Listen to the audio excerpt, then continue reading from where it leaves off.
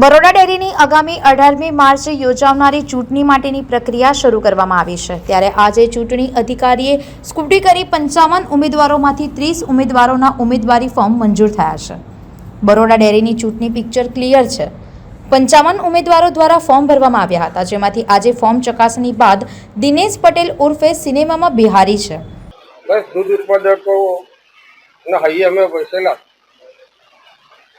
2014થી 12થી જ્યારથી અમારું બોર્ડ છે ત્યારથી કાયમ માટે દિન પ્રતિદિન 250 કરોડ રૂપિયા જેટલું ડેવલપમેન્ટ કરી છે।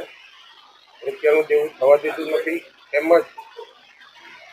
દરેક ડેરીની કમ્પેરિઝનમાં કોમ્પિટિશનમાં આપણા દૂધ ઉત્પાદકોને પણ ક્યારેય આખા ફરવા દીધા ના હોય ત્યારે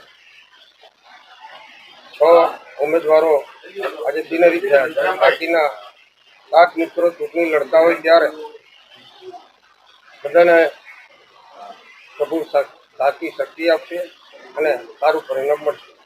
વિરોધીઓને શું જવાબ આપશો? તીર્થાળુને આશીર્વાદ।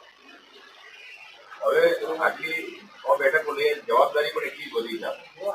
જવાબદારી તો કાયમ નિભાવતા આવ્યા છે। જે પણ ક્ષેત્રમાં હોય એ ક્ષેત્રની જવાબદારી નિભાવીએ છીએ, સારી રીતે નિભાવીએ અને આવતા 5 વર્ષ માટે પણ ખૂબ સારી રીતે અમે ડિરેક્ટર્સ માટે કુલ 31 ફોર્મ મંજૂર થયા છે।